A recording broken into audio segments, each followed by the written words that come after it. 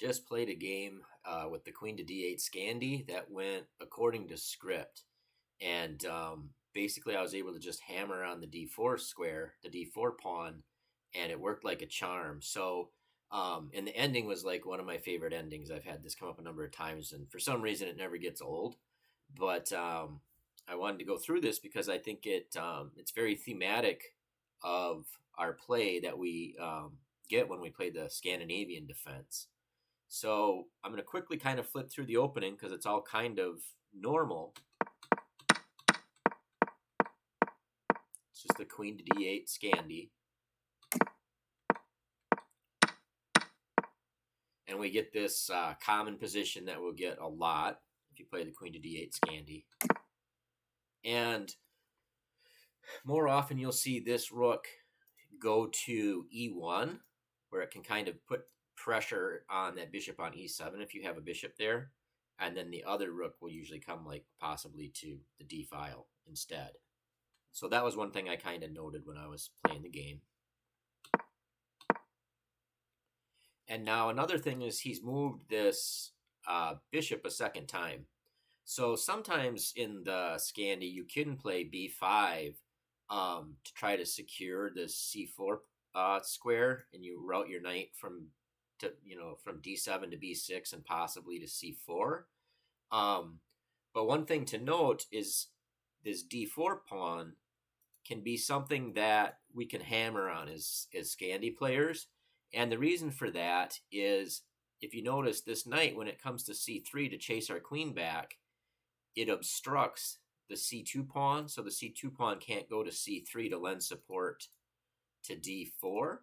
And so there's different ideas, but one thing is obviously black can double their rooks on the d file, and then they can try to put pressure on any pieces that are controlling or helping control d4. So a lot of times, instead of a queen, in other variations, there could be a knight on f3 where the queen is.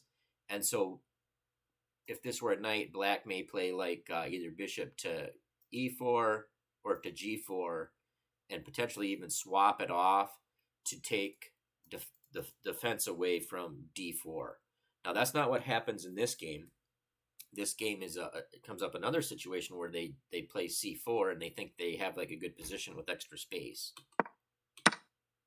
So this is a common thing where we just get pieces off the board because we're the side with less space. So everything's looking all right here. We've probably basically equalized, at least close to it. And now you'll see this common thing that people will play against you, where they think that they're doing good because they have this pawn duo in the center, so they have a little bit more space. Unfortunately for him, a lot of these, his pieces, he only has one minor piece left, so his attacking potential has greatly diminished. And so now, the way I saw it is this d4 pawn is a weakness because this C pawn can no longer protect it. He can't protect it with knights or a dark squared bishop. So it's just screaming out to be attacked. So it's kind of just, I'm just kind of playing obvious moves here, just putting pressure on this d pawn. So now he has to do something. And he plays queen to e3, putting another defender on that square. And so what I did is I just ratcheted up the pressure and hit the d pawn again. So now he actually made a mistake here. And one thing you'll notice too is, like, at the club level, if you can just keep pressure on people, eventually usually they'll make some kind of mistake, and then you can just try to capitalize on that mistake. Sometimes it's a lot easier to just let the opponent lose the game instead of trying to win the game. But this guy, he realizes how much pressure is on this pawn, and he ends up playing d5 here.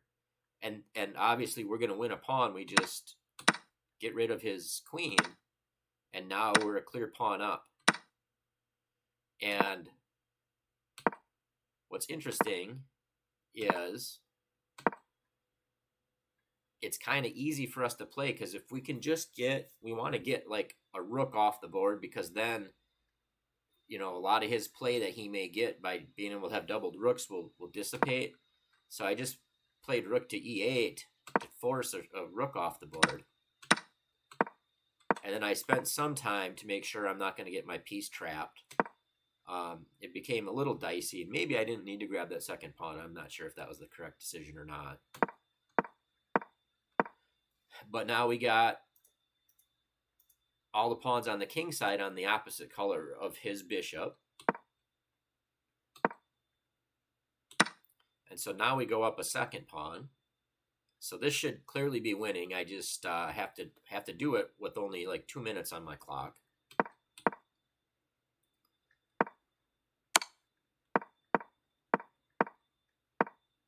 So I won't spend a ton of time on this, but you can see he screwed up here, and he let me force the exchange of the rooks from behind.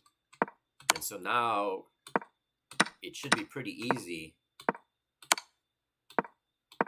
I just have to get my queenside pawns rolling, and I just have to just make sure he doesn't swipe any of my pawns. Right now it's being protected.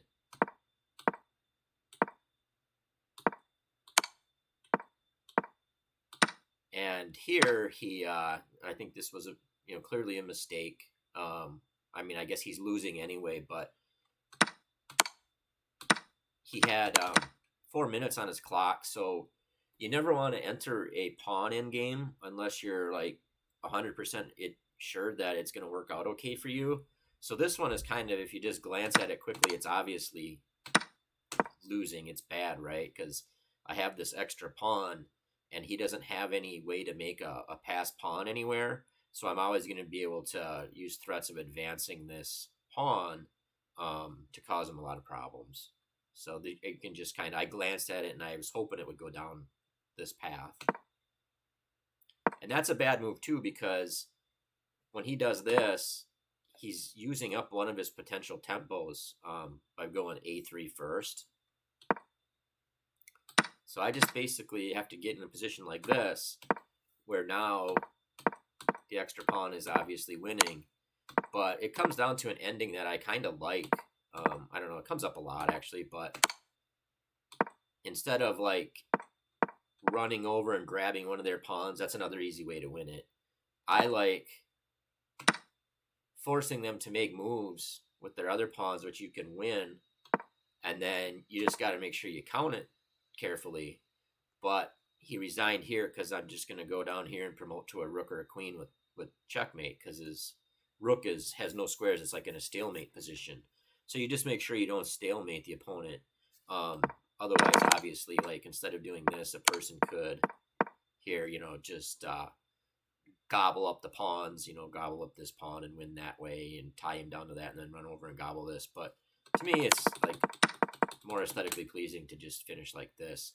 But the key thing was pounding on that d4 pawn, on that d4 square. And that's kind of like our thematic play in the Scandi. And usually it's not so kind of like overt or obvious. Like you have to like try to, if they have a knight on f3, you may have to try to get rid of that as a defender. Usually it takes more like nuanced play to capitalize on it. But the important thing is if you can tie the other player down to defending that pawn, then they can't get anything going. They get frustrated, and I just see like in this guy, he lashed out. So anyway, I really enjoyed that game, and I think I'll add it to the playlist on playing the Scandi, because a person can win a lot of games just by pounding on that D pawn when the other player doesn't fully appreciate like how strong that can be, because they think we're playing this kind of docile opening. But I think like sub-master level, this thing is anything but. Like I've gotten so many easy wins with this opening. It's unbelievable. Like this one, I didn't hardly have to think at all the entire game. As far as if I would have played some complex dynamic center, opening in the center where you got to make all these decisions. Ours was easy. We just put pressure on d4, and if necessary, we break with c5 or e5, but we can tie them down to d4. And our play is just kind of easy and understandable, and it's frustrating for the opponent because they feel like they have a better position. But, we're not playing Boris Kramnik or somebody that can like squeeze that small space advantage. So yeah, it's a cool game, and hope you find it interesting and informative. Thanks.